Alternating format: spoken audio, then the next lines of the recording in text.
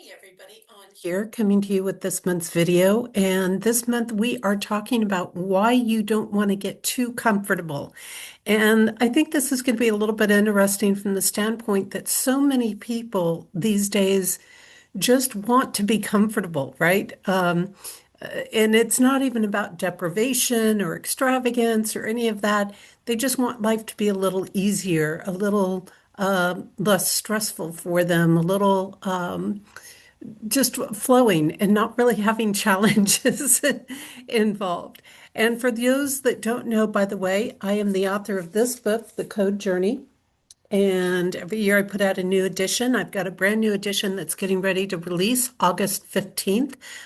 So coming up in just about 3 weeks, maybe.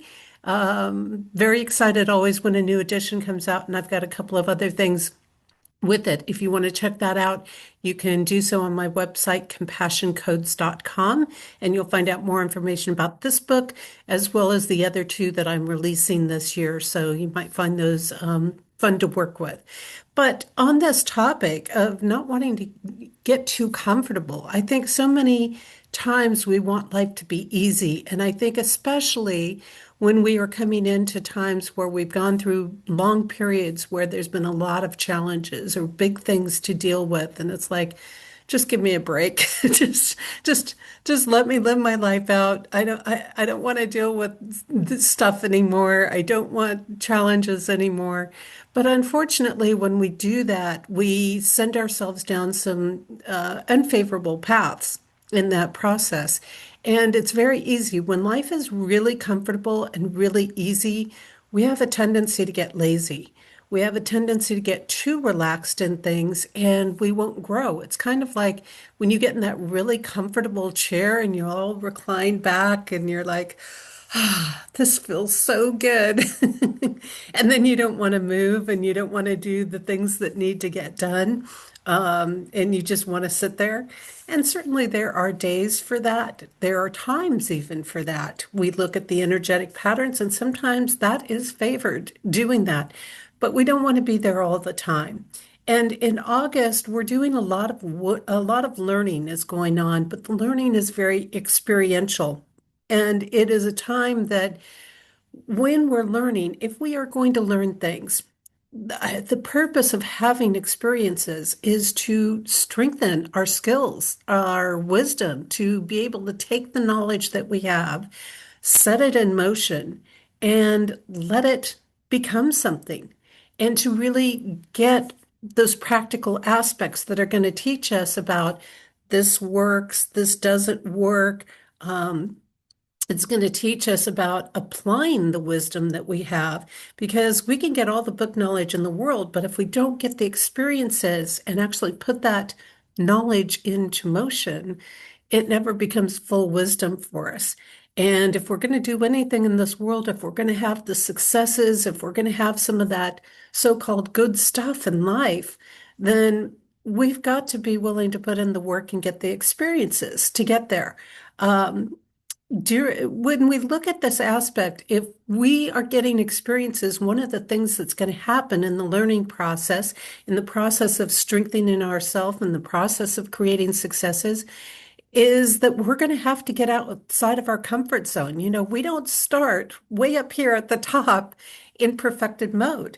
Ask anybody who's been really, truly successful. You don't just start at the top. You have to fall a little bit. You have to have some trials and some errors, and you got to stumble a little bit, and you got to learn from those things and pick yourself up and get back out there and try it again and refine things along the way. And that's all part of the experience. But if we're never willing to get outside of our comfort zone, then we're not going to get the experiences that we need to become strong, to become successful, to find some of these things that we want to find in life. And the other thing is that when we're willing to get outside of our comfort zone, and we can do this even just by trying new things, having different experiences, trying things we've never done before, what it does is that it starts to build our confidence, even when we stumble and we fall and we get scared and we get stressed in the process. our confidence is building because when we face the challenges and we come through them and we get on the other side of them, we realize, hey, I actually can do things. I actually am capable of creating my successes. I am capable of strengthening myself. I am capable of figuring my way through what is happening in the world. And when we build that confidence, we'll embrace more experiences. When we embrace more experiences, we become more confident. It's kind of a perpetuating cycle in a way. And I think that this is really important. Getting out of our comfort zone is not always a bad thing. Yes, it can be stressful, but it's one of the important things that we need to uphold in our lives and in society. And the reason for that also is in our world, so much is done for us, and that's not necessarily a good thing. We have AI doing so many things for us, computer programs doing things for us, technology doing things for us, and it really robs our future generations. It robs the kids today of their potential in so many ways. One of the strongest things that we can help our children learn and help other people learn is um, to be able to solve things on their own. And so when we are going through these processes and we're getting outside of the comfort zone, it can help maybe to have a mentor or a guide or something, someone along the way. But if they're a real mentor or a real guide, they're not going to do the work for us. They will support us. They will give us the wisdom. They will give us the tools that we need, but they're going to let us fall. And they're going to let us stumble along the way because we have to understand where we get off course. We have to understand that we can pick ourselves back up again, even if we trip, even if we stumble, even if something doesn't work out perfectly. And this is important because no matter how much they tell us, it's never going to match it until we experience ourselves. Like until we experience something, it just doesn't completely solidify. And it's so important. We don't want our generations growing up unable to think for themselves, unable to solve what challenges them. So I always encourage people, don't shy away from getting outside of your comfort zone. It doesn't have to be bad and stressful, but like I said, even trying some new things, even doing something a different way. And this is a piece that as we build the confidence, as we pick ourselves up through the challenges, we're increasing our self-sufficiency. And as we increase our self-sufficiency, what we're actually going to find is we increase our fulfillment too. And so this personal strength starts to come up, and then we're not having to be as dependent on people, and we're not having to rely on other people for as much. And I think, this is one of the things where I can say, okay, well, maybe technology has been a benefit because people can get online and research some things and find out how to do things for themselves. But then again, at the same time, I'm not a big AI person, even though I worked my way through it. I've got tech degrees, all things I don't remember at this point. A lot of much more stuff forgotten than remembered from it. But I can work with it, but I'm very, very pro doing things old school ways. And again, this builds a connection, this builds a personal strength. So as you're going through this upcoming month, really take a look and do some reflective work on where is my comfort zone? What am I comfortable with? And what am I not comfortable with? And sometimes we just got to push beyond that comfort zone for one reason or another. And I have been pushed out of that comfort zone more times than I can tell you. And I have to say that even when it's challenging, even when it's not desired, even when it's not the most pleasant thing, it has developed so much strength in me. And a lot of people look at me and they go, where do you get your strength from? And I remind them it's from my experiences. It's from being put into uncomfortable situations.